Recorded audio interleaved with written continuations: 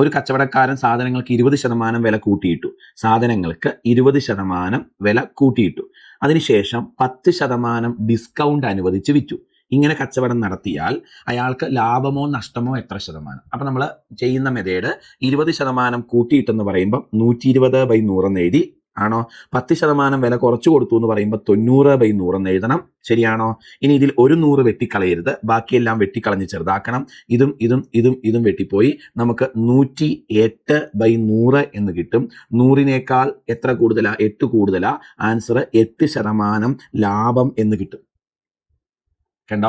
അപ്പം 20% വില കൂട്ടിയിട്ടിട്ട് 10% ഡിസ്കൗണ്ട് അനുവദിച്ച് വിറ്റാൽ ബാക്കി 10 ലാഭം കിട്ടില്ല, 8% ലാഭമേ കിട്ടുള്ളൂ. 20% കൂട്ടി എന്ന് പറഞ്ഞപ്പോൾ 120/100 എന്ന് എഴുതി, 10% കുറച്ചെന്ന് പറഞ്ഞപ്പോൾ 90/100 എന്ന് എഴുതി. ഒരു 100 വെട്ടരുത്, ബാക്കി വെട്ടിക്കളയുമ്പോൾ 108/100 എന്ന് കിട്ടും. 100-നേക്കാൾ 8 കൂടുതലാണ്. ആൻസർ 8% ലാഭം എന്ന് മനസ്സിലാക്കാം. റെഡിയല്ലേ?